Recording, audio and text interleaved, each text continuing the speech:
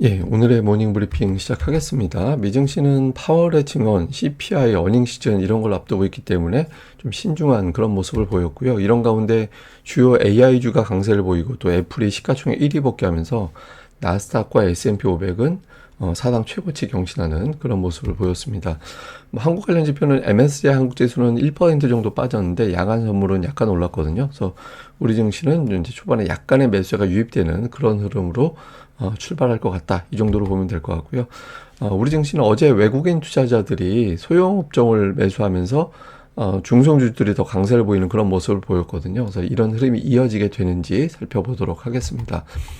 미증시는 다우는 약간 빠지고 나스닥과 S&P 500은 뭐 좀 올랐는데 전체적으로는 좀 신중했죠. 이런 가운데 금리 인하에 대한 기대감으로 러셀 2000 지수가 조금 더 강세를 보이는 그런 모습을 보였거든요. 그러니까 시가총액 상위는 엇갈렸습니다. 애플이 시가총액 1위 됐는데 엔비디아, 브로드컴 이런 어떤 AI 관련된 반도체주들이 강하게 올라가면서 지수 자체는 끌어올리는 그런 역할을 했거든요. 근데 그 외에는 뭐 전체적으로는 등락 딱 보시면 이제 보시는 대로 큰 변화가 있었다라기보다는 신중한 가운데 몇몇 종목에 튀어서 지수를 높여놓은 정도, 이 정도로 보면 되겠습니다.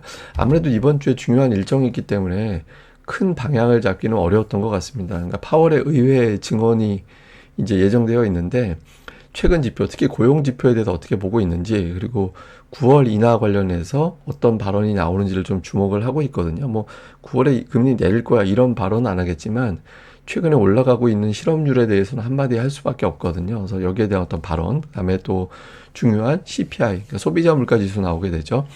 인플레이션 둔화가 재확인된다라면 예상치는 전월과 비슷한 수준이긴 합니다만 어쨌든 인플레이션 둔화가 다시 한번 확인이 된다라면 투자자들은 9월 인하에 대한 자신감을 갖게 되고 이거는 이제 증시를 지탱시켜주고 또 올리는데 역할을 할 수 있거든요. 그래서 이 일정을 좀 지켜보자 이런 판단이 좀 있는 것 같고요. 그다음에 또 주요 기업들 뭐 시티, JP모건, 웰스파고 이런 기업들의 실적이 나오잖아요.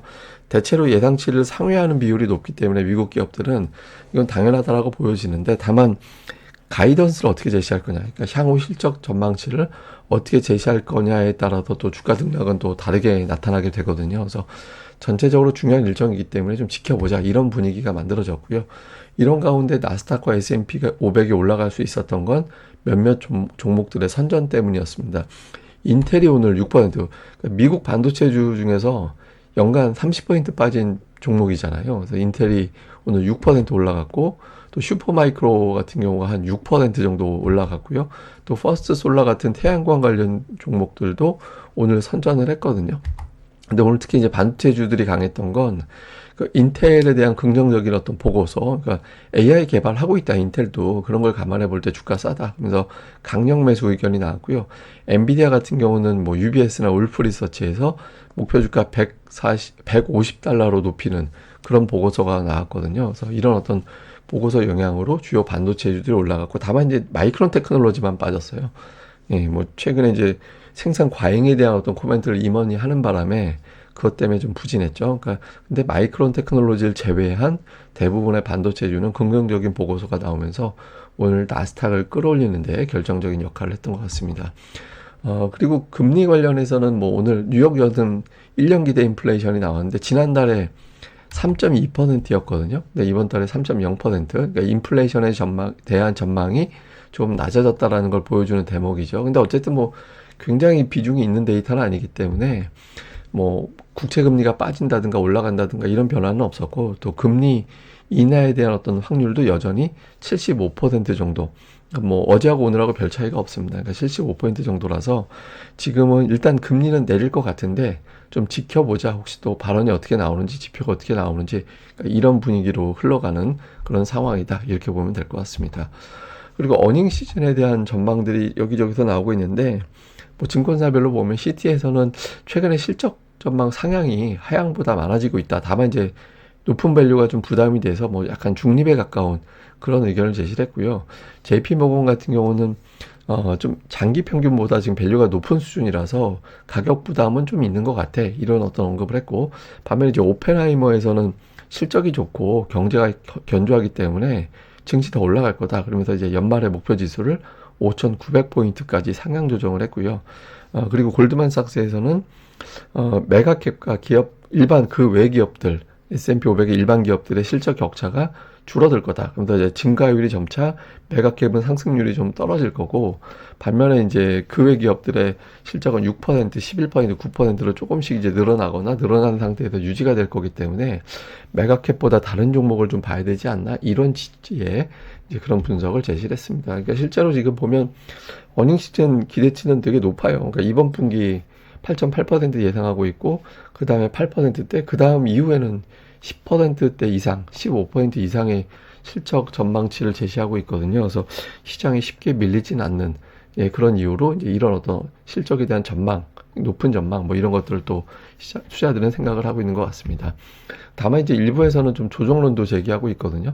그러니까 골드만삭스의 스콧 러브너 같은 경우는 과열이다. 그래서 좀 조정을 보여야 되는 시점에서도 증시 상승이 이어져서 7월 중순 정도부터는 조정을 예상한다. 이런 어떤 언급을 했습니다. 그러면서 이제 콜라노비치를 이야기를 했어요. 그러니까 콜라노비치가 유일한 비관론자였는데 돌아서 이제 그만뒀잖아요. 그러면서 자기가 비관론자 자리로 들어갈 것이다라는 취지의 이야기를 좀 했습니다.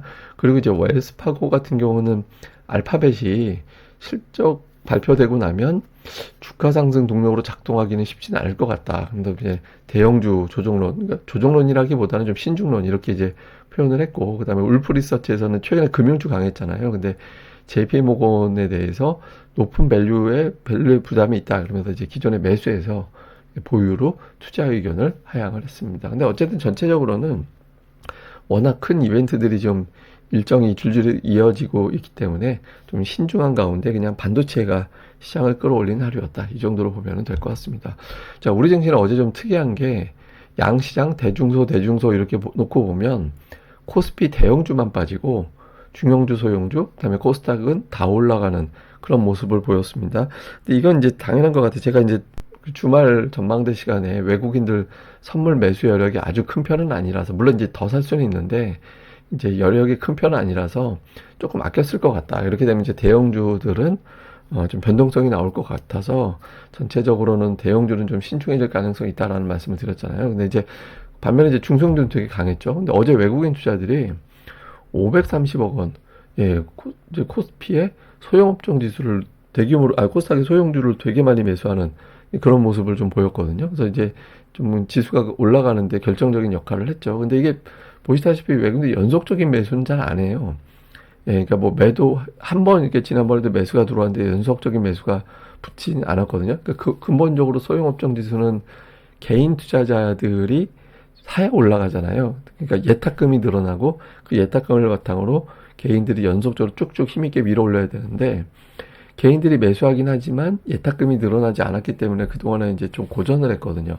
근데 만약에 외국인 또는 기관 투자들이 대규모로 매수를 한다라면 한 사이클 정도의 어떤 강한 반등이 나올 수 있거든요. 그래서 오늘 외국인 또는 기관 투자자들의 매수, 뭐 자잘한 매수 말고 대규모의 어떤 매수가 붙는지 이걸 좀 보면 이제 가늠이 될 것 같습니다. 그 다음에 또 하나는 시장의 어떤 소외주들의 어떤 반등. 예를 들면 통신장비주 같은 경우는 되게 오랫동안 소외받았던 종목이거든요. 이거 기간 늘리면 굉장히 많이 빠진 종목이죠. KMW 같은 경우 어제 5% 가까이 올라갔고, 또 에코프로비엠 같은 경우도 테슬라 대비 주가가 되게 못 올라갔다 이랬는데, 이제 LG에너지 솔루션 실적 보고 바닥론 이러면서 또 어제 강하게 올라갔거든요. 근데 그 실적 바닥론하고 실적 상승론하고는 달라요. 그러니까 이제 바닥을 쳤다, 그 다음에 업황이 엄청나게 좋아진다. 그러니까 이거하고는 다른 문제이기 때문에 바닥론은 그냥 바닥에서 어느 정도 올라가는 기술적 반등 정도 초래하는 거고, 업황이 확 좋아진다라는 거는 뭐 대세 상승까지 끌어내는 그런 재료가 되는데, 아직까지는 전자 쪽에 조금 더 가깝거든요. 그래서 일단 21만 원 정도가 중요한 고비가 될 것 같다. 이 정도로 보면 될 것 같고요. 그다음에 금리 빠지고 하면서 카카오라든가 네이버 같은 인터넷 관련주들도 또 이제 움직임이 나왔거든요. 근데 보통 낙폭과대에서 기술적 반등 나오는 종목들의 특징은 61선이 중요한 고비가 됩니다. 그래서 61선 전후까지 올라간다 하더라도 그 선에서 어떤 수급이 뒷받침되지 않으면 그 전후에서 에너지가 상당 부분 또 소모되는 그런 경향이 있거든요. 그래서 이런 부분들도 체크를 좀 해봐야 될 것 같습니다. 근데 최근에 특징적인 건 PSK 홀딩스가 11연속 음봉이 나왔거든요. 근데 이렇게 강세 보이던 종목은 또 역으로 61선이 굉장히 중요한 고비선이 돼요. 그러니까 그 근처까지 거의 가고 있죠. 근데 오늘 뭐 미국에서 AI 반도체주가 올라가서 또 테스트 해보긴 좋을 것 같은데 이런 날도 음봉이 나오게 되는지 그러면 저 61선까지는 일단 끌어내리겠다라는 의지로 해석될 수 있거든요. 그래서 오늘 같은 날 이런 종목의 어떤 조정이 어느 정도 선에서 이제 또 양봉 나오는지 음봉 나오는지 또 체크를 해봐야 될 것 같습니다.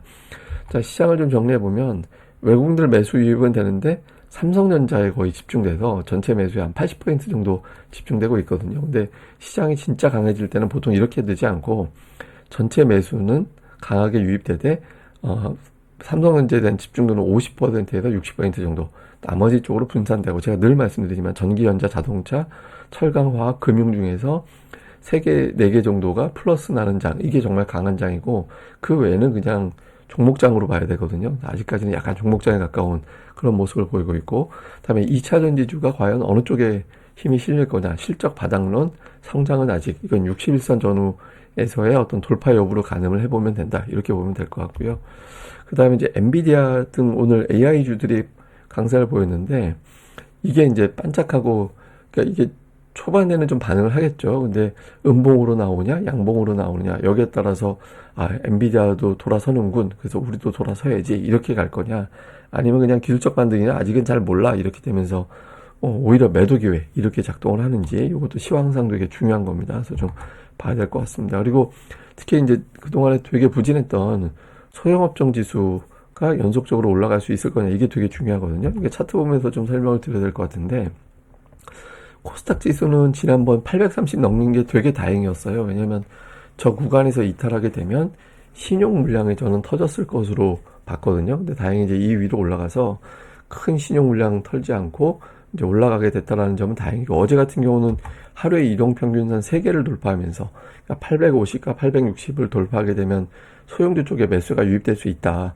이런 코멘트를 드렸었잖아요. 근데 그 선 넘어가면서 소형주 쪽에 반응이 왔거든요. 근데 이게 연속적이 나올지는 봐야 됩니다. 그러니까 보통 시장이 바닥을 칠 때는 어떤 현상이 나오게 되냐면 직전에 나왔던 저점, 어제 상승 양봉이 되게 중요한 어떤 의미를 갖긴 하는데 절대로 직전의 저점을 이번 주에 깨면 안 돼요. 그러니까 이번 주에 저걸 깨버리면 오늘 어제의 상승은 그냥 짜장면인 거예요. 무서운데 데려가기 전에 짜장면 한번 사준 거 이상의 의미는 없게 되거든요. 그래서 2, 3일 안에 이번 주 안에 저 저점이 깨지지 않아야 됩니다. 저걸 깨지지 않고 오히려 2, 3일 한 번 더 올라가는 양봉이 나오게 되면 소형업종 지수는 그냥 이번 조정 사이클에 바닥 나온 거예요. 네, 그렇게 해석될 수 있거든요. 그래서 이틀 전에 거래일 기준으로 이틀 전에 나왔던 저 지지선이 이제 버텨지는지 이걸 보면서 가늠을 해보면 될 것 같다 이렇게 보시면 될 것 같습니다. 사실 준비한 건 다른 게 하나 더 있는데 이거는 제가 나중 방송으로 다 오후 방송으로 밀어놓도록 하겠습니다. 예, 오늘 제가 혹시 오후 방송이 평소보다 조금 늦어질 가능성도 있습니다. 제가 이거 이제 뭐 정락을 할지 오후에 될지 아직 확정이 안 돼 있어갖고 만약에 오후에 방송이 4시 10분 정도에 올라오지 않는다면 그냥 오늘 평소보다 조금 늦게 올려지는구나 이렇게 알고 계시면 될 것 같습니다. 예, 그럼 오늘 하루 또 잘 보내시고요. 저는 다음에 뵙겠습니다. 이 방송 구독하기 그리고 좋아요 꼭 좀 부탁드리고요. 또 비 많이 온다고 하는데 혹시 운전하시는 분들 계시면 좀 운전 조심하셨으면 좋겠습니다. 예, 감사합니다.